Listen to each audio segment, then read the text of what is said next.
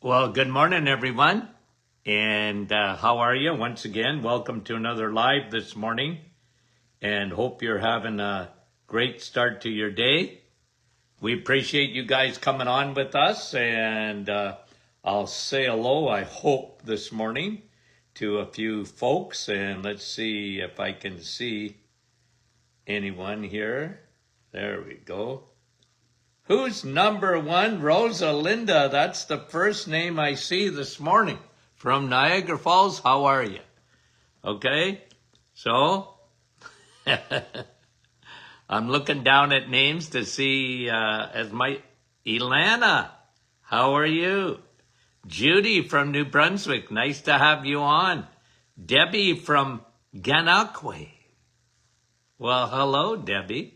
Lisa, how are you? Sandy, Chilliwack, British Columbia. Rosa from Montreal. Sharon from Kansas. Good morning. Hi, Dennis. How are you? Brahim, there you are, my friend. Let's see. Fran, finally, I didn't miss you. Thanks for coming on. Hi, Deb. How you doing? Natalie, Kevin, there he is.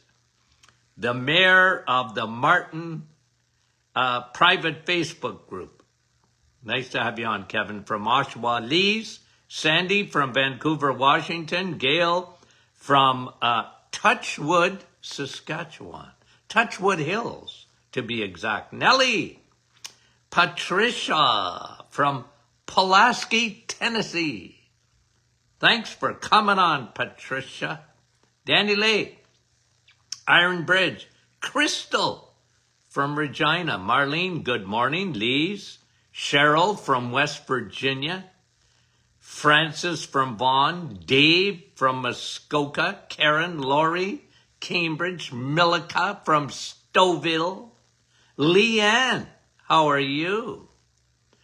Edith, Halifax, Nova Scotia, and it's rainy and windy. Elaine, St. John's, Newfoundland. Janine, how are you? West Kelowna. Beautiful area of Canada. Vince. And Fran said, yeah, I'm out of the clouds. Finally, Fran, I don't know what happens. Luella, West Tennessee. Judy. Carol from West Virginia. Marl is from Ottawa. Patricia, another Patricia. Paul, how are you, my friend, from Edmonton? Lynn, April, Diane, Thunder Bay, Mary from Gander, Newfoundland. Excuse me. Carol, Mount Pearl, Newfoundland. Judy, Port Perry, Mary, PEI. Couple of more. Sherry, I could sing Sherry from Mississauga. Dave from Gilmore. Linda, we love Lindas. Linda from St. Jude, Quebec. Elaine, Lynn Marie from Minnesota. And it's Halloween, isn't it? Okay, I forgot about that. I wouldn't have forgot about it if I was a kid, I'll tell you that. Karen, Yolande, I've been waiting for you. Yvonne, Gertie, I haven't seen your name in a bit. Is it me or is it you? Beverly, Rachel, from Mark State, how are you? Mary, Darlene, Cecilia. Cecilia says she did the 30-day reset. Good for you. Kristen, Lynn Marie, Nicole from Magog, Quebec, bonjour. Sandy from Fergus Falls, Minnesota, and Kristen and Gail. Guys, I love you. Got to get going. I will never get through these questions because it's Q&A. Okay, so let's open up this morning. Let's get to our questions. And hold on here. Should come right up. Yep, it does. It comes right up. Okay, and Janine is asking a question. I wonder which sites you use to get studies you convey to us. Mostly, I used to have a service that would send me every study that was ever published. Okay, a lot of that I dismissed if it wasn't relevant. But now I use mostly PubMed, Cochrane, I go, it's easy on PubMed. Just go to their website. You can look at any study. I mean, there's tens of thousands of studies. So that's what I do. I'm reading, like I don't know how many studies I read in a day. And again, sometimes I just glance over them. Sometimes I go into a deep dive. That's what I do, Janine. You can do it though. If you want to look at studies, I would recommend probably PubMed, but a lot of the stuff there, I'm not saying it's not important. It's just probably less important, but you want to go there, you can go. Okay? Heidi, what is the best supplement for a person who has a genetic predisposition for high lipoprotein A? Okay? Now, okay? Heidi, listen. I'm probably the wrong guy to ask for that. Okay? Because lipoprotein, okay, you got large particles, you got small particles, cholesterol. And like I said, I'm probably not the right guy because I don't want to lower your cholesterol. I think it's a smokescreen. I think medicine got focused in on cholesterol a long time ago, and they can't get off of it. It's like they're addicts, and they're addicted to cholesterol. So let me give you a little bit of background. A few years ago, okay, when LDL, like they did a lot of reviews of all the studies of cholesterol, and having lower LDL, did that give you less heart disease? Not even a bit. Statin drugs have been a colossal failure.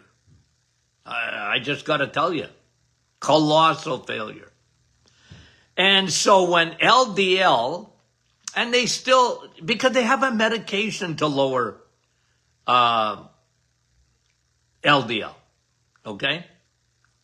That's what statin drugs do. They lower LDL. And like I said, when they did Cochrane, you can look at all these studies. When they really looked and analyzed to death what lowering your LDL did for heart disease, it wasn't good, guys. So you know what they did? You know what the pharmaceutical companies did? They pivoted. And they went into what I call the weeds. And they started talking about small particles versus large particle cholesterol. Okay? And in order to save their bacon, they were making lots of bacon on the backs of society by the whole thing about cholesterol, and they didn't want to get off of it because it's a cash cow. Now listen, I know there's a lot of good people in the pharmaceutical industries, okay? But if you were honest about it, just be honest. That's what I tell doctors. Just be honest. What have statin drugs done in getting rid of the number one killer in our society? What have they done? What have they achieved? It's been a complete failure. Heart disease is worse than ever. If cholesterol was at the root of it, we'd have got rid of it already. Because we've been lowering cholesterol for 50 years. I watched it happen. I was screaming like John the Baptist in the wilderness, "You're looking for love in all the wrong places." Look, Every cell in your body's got cholesterol. You need cholesterol. You can't live without it.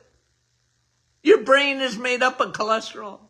Someone calls you fathead, take it as a compliment. You need cholesterol, and they're lowering cholesterol. Okay, if that worked, why is heart disease worse than ever? Because it's the #1 selling medication of all time, our statin drugs. So, Heidi, I think it's Heidi. I've been talking so long I forget the name. Come on back here. Heidi. Look, you came to the wrong guy. Here's what I'm interested in. I'm interested in your triglycerides. Those are fat balls. I want you to have low triglycerides and high HDL cholesterol. And if you have high LDL cholesterol, good for you. You're going to live longer. So, if you want to lower your cholesterol, I don't buy it. I don't buy it. It doesn't save anybody's life. As a matter of fact, when I was in practice, if you'd have seen the amount of side effects, people that are on statin drugs that come to see me, oh, yeah, it works all right. I mean, statin drugs work. They work 100%. They lower your cholesterol, your LDL. But, how many people with rhombolythesis, which is muscle wasting, I saw that 1,000 times in my practice. I saw people with memory issues because you're lowering cholesterol. I saw people with all sorts of side effects of statins because statin drugs lower CoQ10. And CoQ10 is essential for your mitochondria, your battery packs. Where do you have a lot of battery packs, especially? Brain and heart. And it lowers that. It lowers the ATP of the mitochondria because of CoQ10. And there's no argument about that, because if you watch advertisements in the United States, there's advertisements for CoQ10, and they're telling you to take, if you take a statin drug, make sure you're on CoQ10. And then they recommend which CoQ10 you should be on. Ubiquinol. Anyway, Heidi, I thank you for asking the question, but like I said, if you're asking for a supplement to lower cholesterol, I don't want you to lower cholesterol. I want you to elevate HDL. I want you to lower triglycerides. If you want to do that, well, what's the best one out there is high DHA. Okay?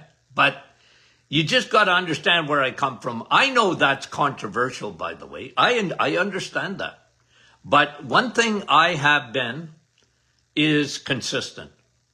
Okay? You just can't get me to move on it, because everything that I ever read and everything that I understand, why do you want to lower cholesterol? I don't get it. It's like blaming the police because they're at the crime scene. It's like blaming the firemen because, they're at the fire. Of course they're there. They're the good guy. They're not the bad guy. They're only there to help. And remember, and it's one of the reasons that a lot of people have trouble with their hormones, because cholesterol is FedEx trucks, U.S. Postal Service, Canada Postal Service, Amazon trucks, and whatever trucks you can think of, they deliver. They're delivery trucks. and they got a wagon in the back. When they deliver, you know what else they do? They hitch their wagon to triglycerides in order to bring them back to your liver to be processed. Again, why do you want to disrupt that? I know that was a rant, Heidi, and I thank you for asking. I thank you for asking. Cholesterol never, in my opinion, ever killed anyone. Never gave them a heart attack. Ever. That's me. Okay? And thank you very much, Heidi, for the question. Okay? Nancy, Stevens syndrome. Well, that is when you get a reaction to medication. That's when I saw it. Sometimes very serious, could kill you. Reaction to an antibiotic, other medications. You get a severe reaction, allergic reaction. You get Stevens syndrome where you break out in blisters or whatever. Well, first thing to do, stop the med. Big time. You might have to get yourself to a hospital. So they put you on an allergic drug, and to cut down that histamine. And anyway, what else were you asking about? Well, look, if you ever get that, anybody ever get, first thing you do, get on probiotics big time. I would have them on quercetin and Navitol. I like the combination to lower the histamine. Okay? But I mean, in the meantime, if it's dead serious, 1, off the med, 2, get medical help. Okay. Nancy, thank you for that question. Joanne, how are you, Joanne? I've been on HRT since I'm 50, hormone replacement therapy. And now I am still on a HRT bioidentical. I like bioidenticals, okay? I don't like the synthetic HRT. Usually they're giving you horse's urine. You ain't a horse. A horse is 10 times bigger than you are, okay? And they give you horse's urine synthetically, and I don't like it, okay? I've been preaching against that. But I did bioidenticals when I was in the office. Here's my little asterisk. I never used estrogen. I don't like estrogen because the world is full of estrogen. You already got too much estrogen. Even if you're in perimenopause or menopause and your estrogen levels have gone down, I understand that, but you're still surrounded by xenoestrogens, and I don't like estrogen because it's a growth hormone. And I don't like anything inside your body growing, especially tumors. So I don't like estrogen. I like progesterone. A bioidentical progesterone, I like it. Our menopausal formula elevates your progesterone and dims out those xenoestrogens. Okay? Because of DIM. So, Joanne, is it safe to stop? Well, yeah, it's safe. I don't know if your bioidentical includes estrogen. I wouldn't do it. That's me personally. When I was in practice, I didn't recommend estrogen. I don't recommend estrogen. I never have recommended estrogen. I never have. I get it, why doctors do it, but I don't recommend it. Okay? I saw lots of issues, even with birth control and all that, when they were giving you estrogen from synthetic horse's urine. I hated it then, and I hate it now. In a bioidentical is different. The estrogen is more of a natural estrogen, but I don't think you need it. You need progesterone. Okay? That's me. Consistent. I was in practice for so long. I was a woman's doctor for hormones. Okay? I saw a lot of it. And that's me. Okay, let me see. Back to the questions, and thank you very much. And that was Joanne, Teresa. Please, Dr. Martin, bring up the Harvard studies on sugar. Well, look, I think it was 1967. I don't remember exactly what year it was. I've been around a long time. But if you can Google this and look at the sugar industry, okay? I think it was 1967. Correct me if I'm wrong. They paid money to Harvard doctors, researchers, to lie. People lied, researchers lied, and people died. You know what they did? They paid researchers to blame fat out of Harvard, to blame fat instead of sugar for heart disease. Okay? And they lied. They paid the money. You know what, guys? I just got to say there's a lot of research today. There's a lot of money involved. Okay? For example, in the cholesterol industry. Like, you know what? If you pay for research, like pharmaceuticals, they pay for research, but they want they want you to get the results they want to. And look, I'm not saying all research is twisted. Of course it's not. But I'm just telling you. So the sugar industry, okay, because people were starting to come on to them, they paid Harvard researchers fact to lie and say that fat causes heart disease and not sugar. People lied and people died because of that. Because people were lowering their fat intake and they upped their sugar intake, and it went up to, like, we're near a dump truck load. Every human being in North America on average is a dump truck load. When I was a kid, 25 pounds. When my children were kids, 50 pounds.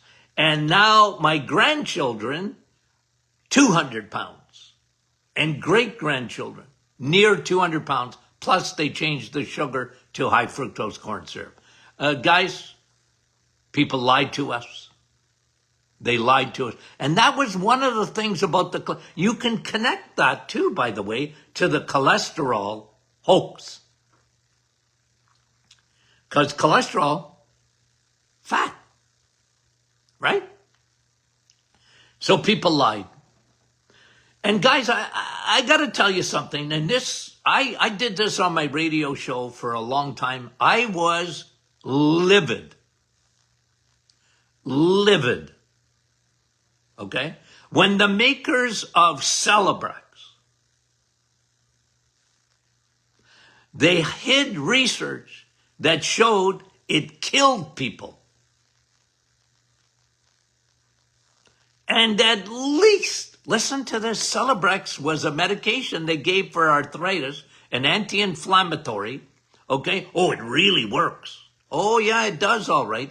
And it killed at least 50,000 people because it gave them a heart attack or a stroke. Did you know that? Celebrex. Google it. And you know what happened? Well, they had a fund. They knew it, so they put 5% of their revenues away to pay claims. Do you know that not one person went to prison? Not one. Nobody went to jail. At least, some said 150,000 people died. I know for a fact that at least 50,000 people died from a lie that they knew about. I think it was Pfizer. Can you imagine? They got away with it. They had put money away to settle claims. How could people sleep at night if you were doing that? You see, money talks. And the sugar industry, they knew. They knew. I'm going to say 67, but I could be wrong on the year. They knew that sugar was destructive. Okay? My dad, diabetic, a year later, 1968. You know what they called diabetes? Sugar diabetes. My dad said to me, son, I can't have sugar anymore. I am a sugar diabetic. What was the culprit? Cholesterol? No, sugar. But the food industry, the liars, pants on fires, and the pharmaceutical industry. And they've done good things, so don't throw out the baby with the bathwater. But I'm telling you, folks, people will lie to your face. And because it's health, and go back to the 60s, guys. Go back to the 70s, guys. Go back to the 80s. You know what? There was no shows like this in those days. There was no Dr. Martens on a podcast with millions of downloads in those days. There was nobody. I had a radio show. I yelled. But you know what I'm getting at, guys? That's what I'm getting at. It's the liar, pants on fire. And there've been a lot of lies, and this is what I try and do on this program, is I try and undo that stuff. But I still get a migraine when I talk about the makers of Celebrex. My word, they finally took it out off the market. But nobody went to jail. Not one person. I don't even think they got fired. They knew. They knew. That's what bothers me. Anyway, I don't even know why I brought that up. Oh, I do. Okay. Because Teresa asked me to talk about studies that Harvard did. If you paid, they wanted a certain result.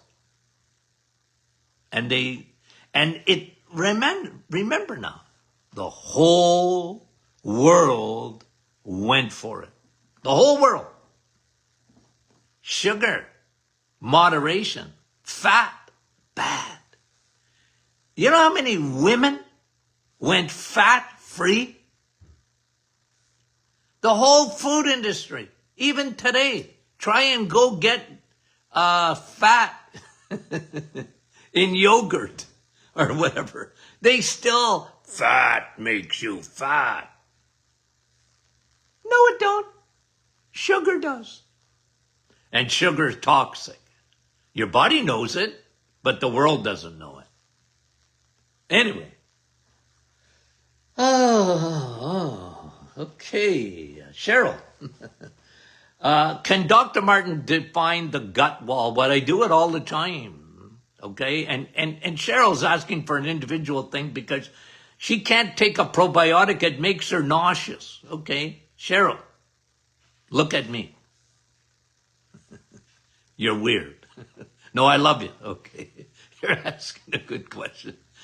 The gut wall. Well, you got the gut-blood barrier, okay? I talked about it yesterday, okay? For those who missed our afternoon session yesterday, I talked about this, okay? I talk about you got a southern border between your gut and your blood. And she was asking if she could take a probiotic via a suppository. Yeah. Would it get to the intended destination? Maybe a little bit.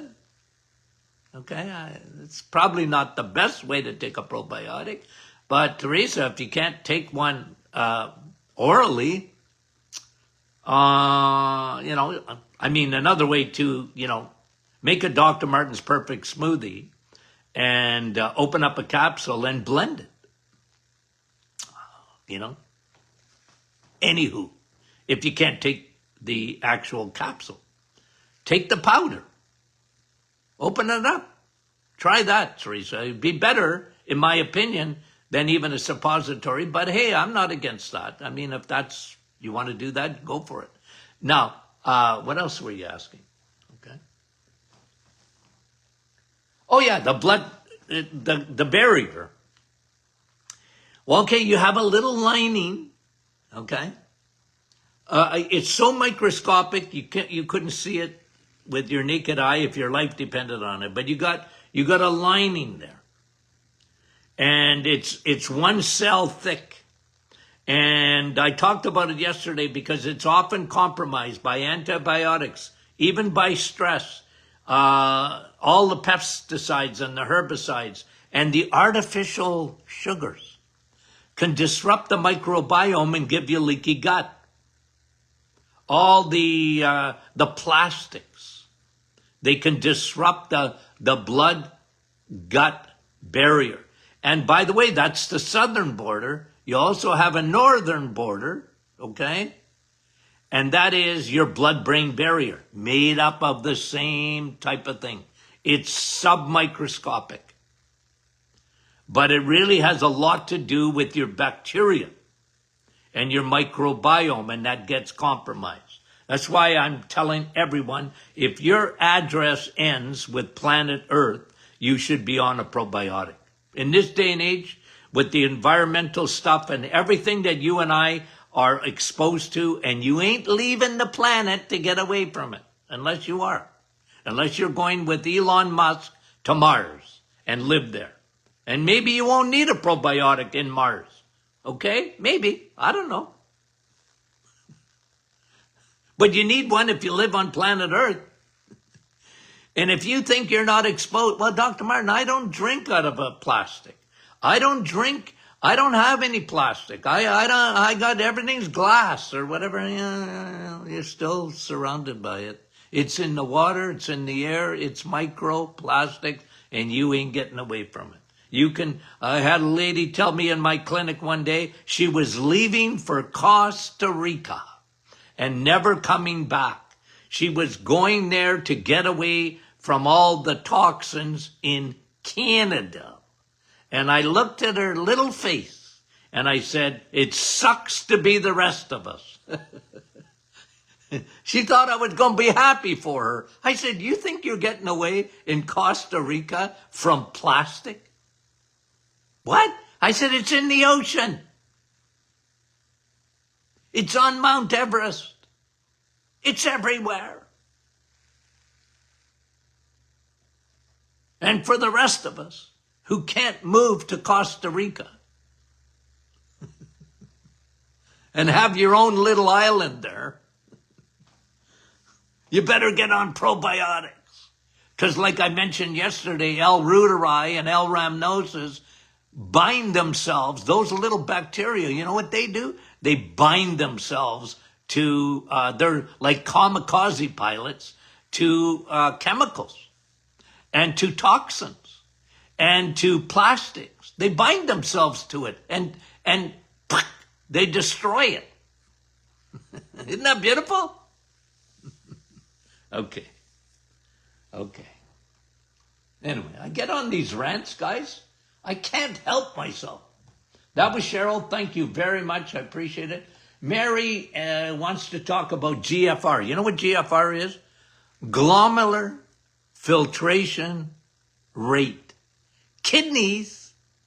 Rosalinda. Niagara Falls. Okay? Andrea in Niagara Falls. Go to Niagara Falls. My daughter was there last weekend. She told me. I said, was the water running? Yeah. 24 hours a day? Yeah, I think so. Okay. I said, there's your kidneys. So if your glomer has gone down, 67, she says, this is Mary. Okay, that's not terrible.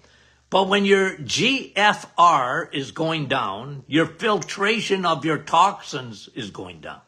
That means you have kidney stress. Now, if it gets right down below, I can't remember, 10 or 15, then, now you got severe kidney disease. But you have kidney stress, Mary, okay? And you need to drink plenty of water, okay?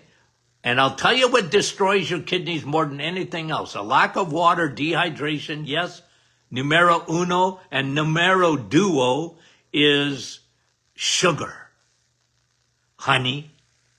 So get rid of it, because that destroys your kidneys. And if you don't believe me, ask a diabetic. Sugar is destructive, not salt, sugar, okay? You cut that back, and your kidneys will thank you, okay? Will thank you.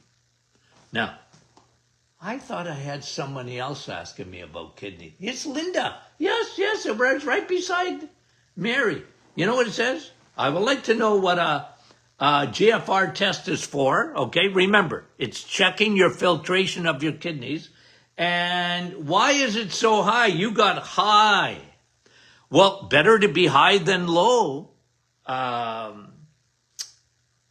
minutes. Linda, listen. Listen, Linda. Better to be high than low. Now, if it's very high, sometimes, I've seen it, sometimes that could give an indication that possibly you're a diabetic, but generally high is better than low. If your doctors ain't worried about it, you ought not to be worried about it. You're filtrating all right, okay? You're filtrating all right, big time, because you don't want to be low filtration. That was Linda. Okay, Elaine is asking, Dr. Martin, your perfect smoothie. And it is perfect. What a tremendous meal replacement. You're on the reset. You can use a Dr. Martin perfect smoothie. Your kids, Dr. Martin's perfect smoothie. Your grandchildren, Dr. Martin's perfect smoothie. High fat, no carbs, couple of berries, okay? Couple of berries. And for kids, you want to put a little bit of, a little teaspoon of honey. Honey, I allow it. You're on the reset, I don't allow it. Okay, but for your kids and grandchildren, and they think they went to McDonald's to get a milkshake. That's how good it is. That's how good it is. And you put protein. My favorite protein. Oh, by the way, there's a lot of studies that have been coming out. And this, I was going to mention this yesterday, but I forgot. On protein powders, especially the vegetable protein powders. Okay? The pea protein or whatever. Lots of lead in there. Okay? They studied several brands and lead content. That's why I like bone broth, guys. The bone broth protein. It's the highest collagen protein that you can get. Is a bone broth protein. That's why I like to add it to Dr. Martin's perfect smoothie. Because it's so good. And by the way, to repair the gut, it helps to repair leaky gut. Protein because of L-glutamine. Very high in L-glutamine. It's a repair mechanism for your gut. Okay? Now, 10 minutes. No, I got to get to another question. Let's do one more. And I guess we're going to have to do question and answer Monday.